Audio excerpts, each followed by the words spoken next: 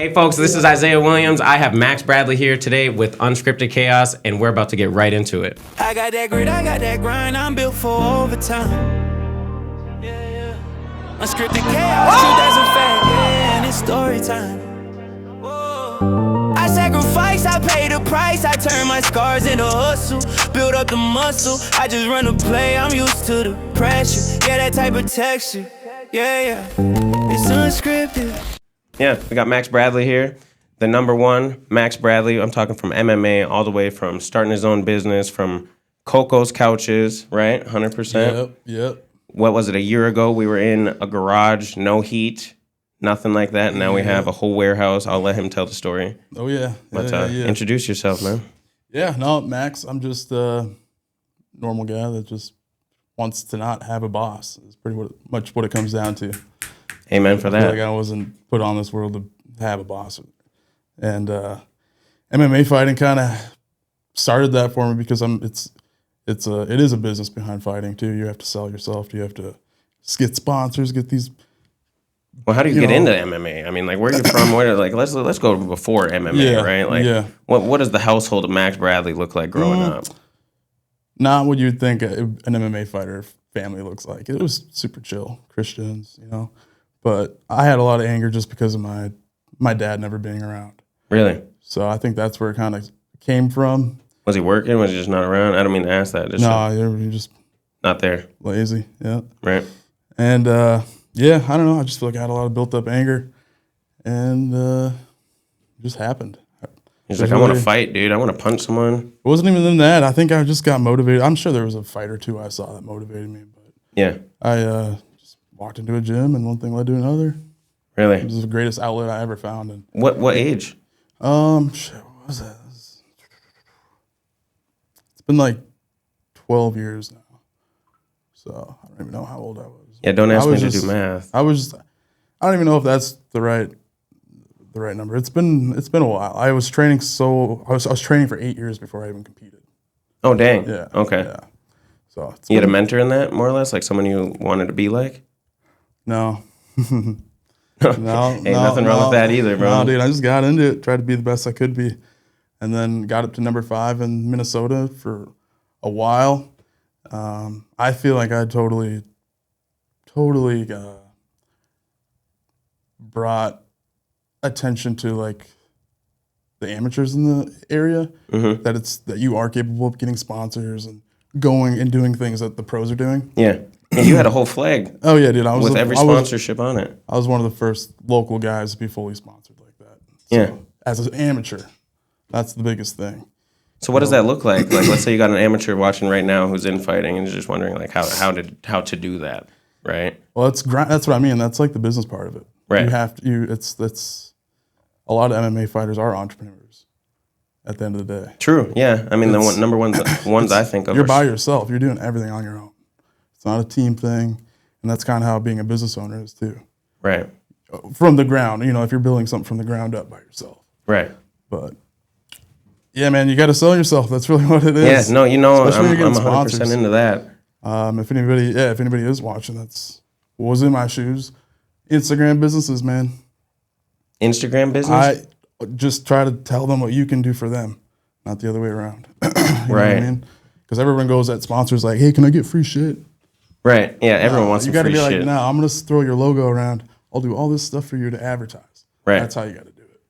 It's like Fab. Have you ever heard of Fab? F-A-B? In sales? So that's how I got my first promotion. It's what's the feature, what's the advantage, and what's the benefit, right? Because like everyone wants to be the boss, right? I wanted to be the new car sales at the time. And so like I wrote a whole letter. I'm like, hey, the feature is me moving into new car sales. The advantage is I've been going for 5 out of 5 on all reviews. So I think I'd be able to do that. And the benefit would be, hey, I'm getting paid more, and I'll quit bitching about not being in new car sales. You know what I mean? So it's like all those things added up. And then the next week I walked in with a new desk. Yeah, I like that. Well, I felt like a boss. Hell yeah. But the same concept. Fake it till you make it to a certain point. You know what I mean? Really I am huge on that. You gotta act like you have it before you do. And I'm glad that you just said that. Do you know about the founders of America? I've been so big on this recently. Probably, but I don't know. No, you got it. There's a couple men who built America, right? Okay. Started off with Vanderbilt, the guy who he had the number one access of ships in the U.S., but it started with one boat, right? He sold off all those boats because there was something called the railroad coming around, right? So the railroad takes over. He's over 40% of the railroad. Then there's a guy who ends up, he's like, dang, like, how do I stay relevant? I need my trains to keep going. There's a guy by the name of Rockefeller. Oh, yeah. A little guy at the time, right? We've heard his name now. Right. He got in this meeting with Vanderbilt and lied, saying he could produce 60 quarts of oil a day, knowing dang well he could produce like 15. But once he said yes, he was able to go get those sponsors, do everything now, and well, he eventually ended up taking over the world, and then just saying like, yeah, you do have to lie to make it sometimes. Fake it till you make it. Fake it till you make it, man. That's huge. Well, you can't fake MMA though. If you get your ass beat, you get your ass beat. There's a lot of skill behind it too. You know, right? Of course. But on the sales side of things, yeah, right. It is a business. It's kind of a walking business. You're kind of a walking billboard in a way. Yeah, I say that all the time. You have to perform and show up for the sponsors too. And do what you're gonna say and say what you do. Right. While trying to win. Still got the sponsors? Still doing MMA? No, I have one. Do still have one protein sponsor. That's just for weightlifting. But yeah, it was one sponsor that changed names. Shout out to Runway Proteins. But, shout out to them. Who was it? Runway Proteins? Runway, yeah. Hey, Runway Proteins. Share the video. We appreciate you. Yeah, he's been supporting me since day one. He used to be the co-founder of Vital Proteins, which is a huge company now. They're in Costco and everything. So okay. He went on his own and did his thing. Just kept me around. Yeah. Inspiring. For sure. That's cool. It is. That part's cool. But as far as MMA, no. I'm just mainly just trying to stay in shape and make as much money as possible. Yeah. Hey, so let's talk about that because that's kind of the key, right? I mean, we went from being a finance manager, never financing, but then you got the dream somewhere of I want to work for myself. Because I remember you getting a real old truck. Uh-huh. I don't know if it started with the trailer or the truck. The truck, yeah. Started with the truck, said, hey, I can haul shit. It actually started with the company truck. They didn't even know I was using it. Damn. We'll just keep that. We'll just keep the company. We'll keep the company name on the DL. Yeah, we haven't said that yet. That's awesome. Was technically a lunch break. I just had a company vehicle. They gave me, and I could drive it anytime I wanted. So I used it to start the company that I'm doing now. Yeah. And why not? Yeah, why not? I had a truck. So I was making double income at the time. But that's really what started everything. What were you doing with the truck? So I was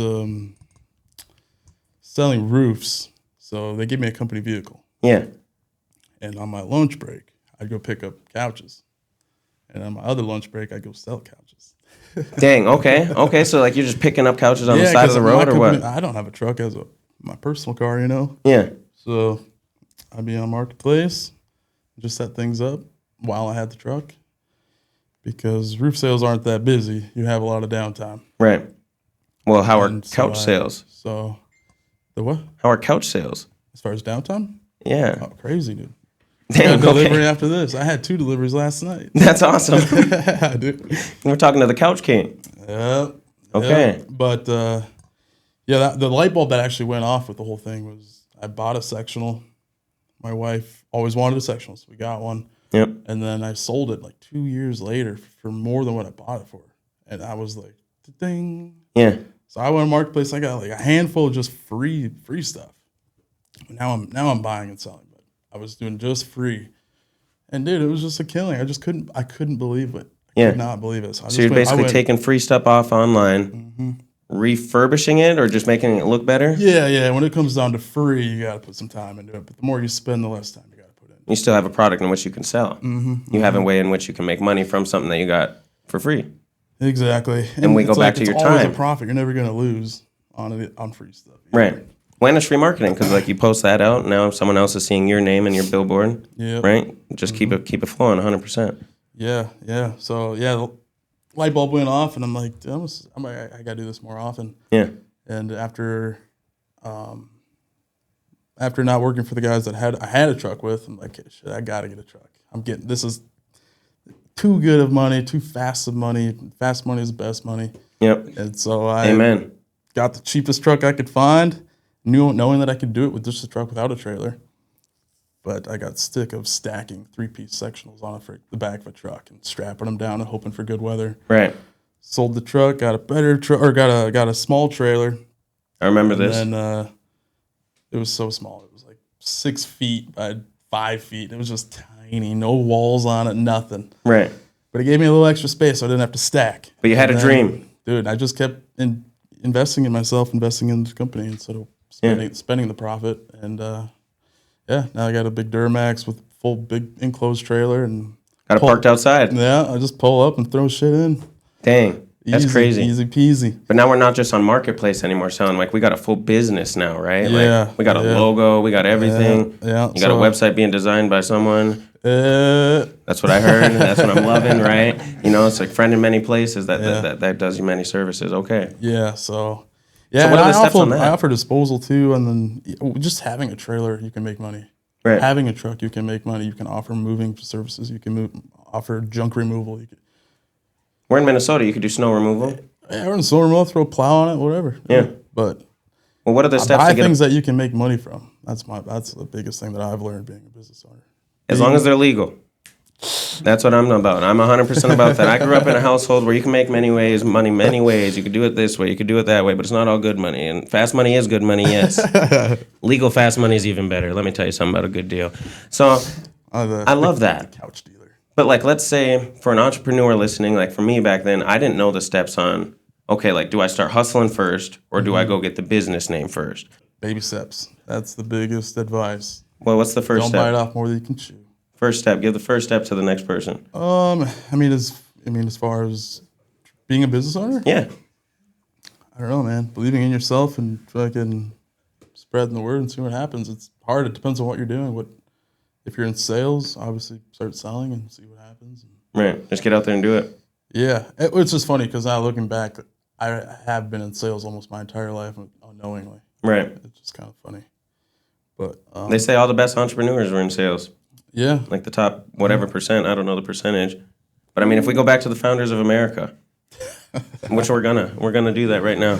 And we're talking about selling railroads. Right? We're talking about selling steel. everything. We're talking about selling oil. Right? I got one more for you. We're talking about selling gas. All right, let's keep going.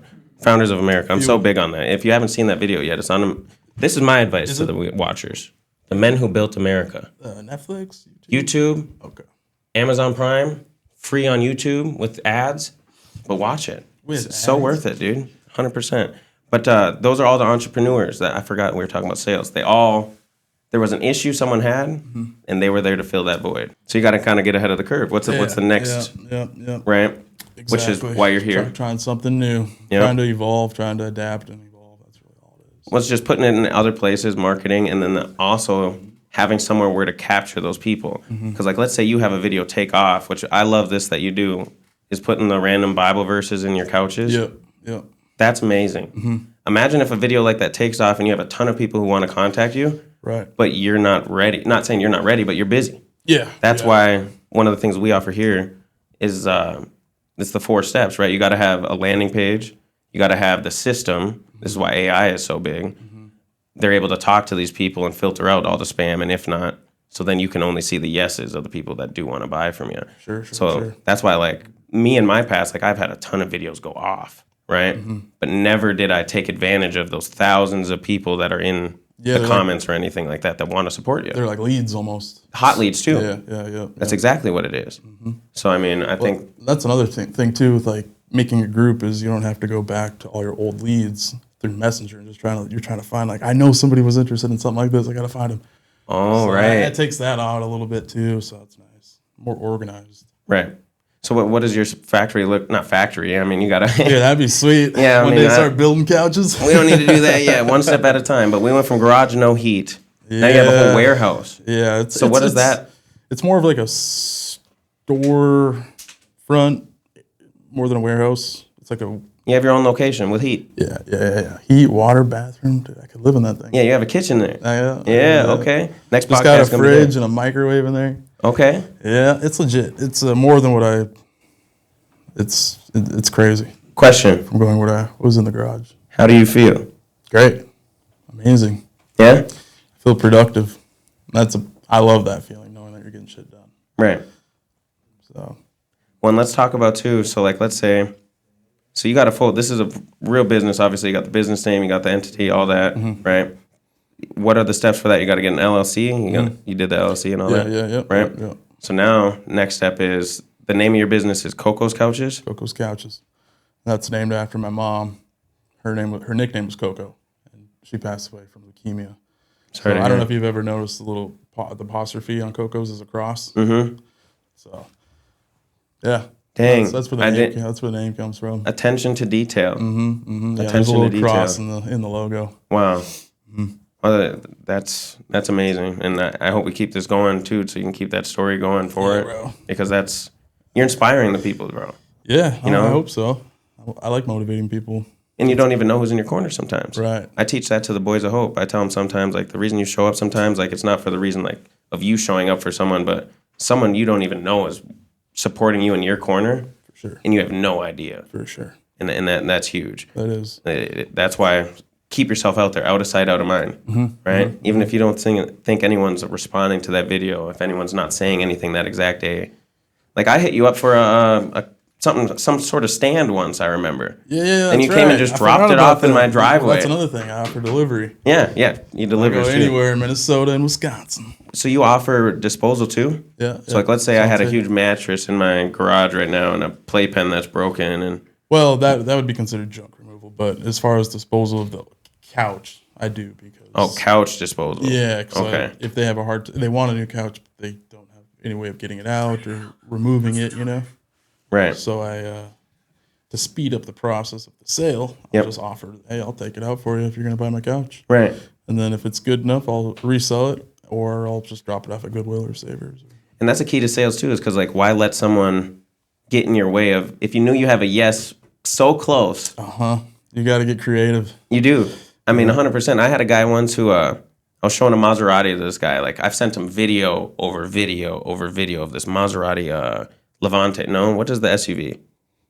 Anyone know the SUV? Maserati? Yep.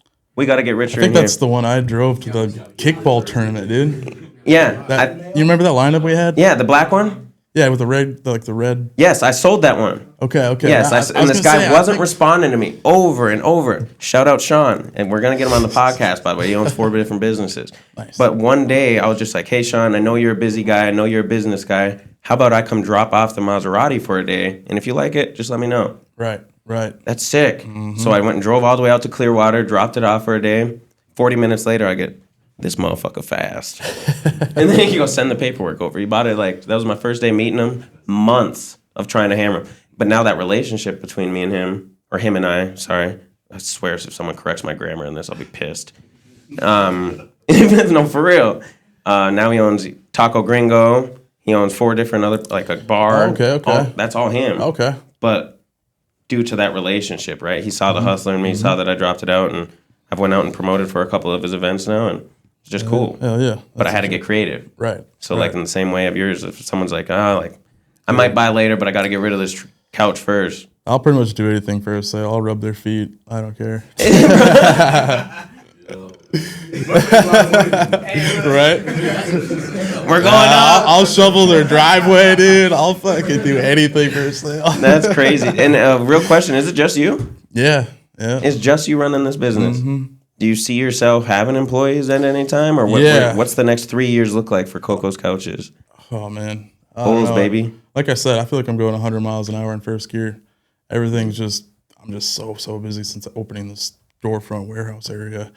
So I'm already been thinking about that, having just a driver to go pick things up while I'm selling, or, Yeah.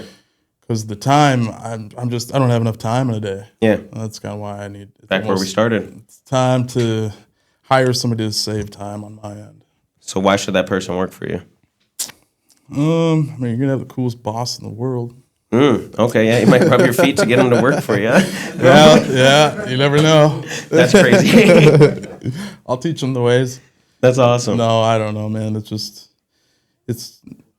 would have to be just high school kid or something. Just a quick, just be a runner. Yeah, right. But I don't know. There's a lot of trust in that. They'll be driving my truck and my trailer. And Yeah, that's a ton of trust so that's now. why I haven't done it. Imagine honestly. you get an employee who's like, well, I have a truck, Yeah. but I'm on lunch break. I'd have to. Yeah. I'd have to. You know, he pulls You you imagine? You imagine if he was just doing that to me? I could. He's taking my couches and He's like, bro, I saw your podcast. Like, Yeah, right. You gave me the idea. Now I started blank. You know, Well, I've a lot of people have reached out to me, and I always say I'll give them all the tips and tricks. I always say there's enough couches to go around. Yeah. I can't get them all. Yeah, and there's enough of the pie to go around too of the Yeah. entrepreneurship. Yeah. So whatever, it don't matter. Hit me up. And that brings up our quote of the day. Sometimes you got to move slow to go fast. Clap. Yay! Clap. Clap. Yep. I love that, right?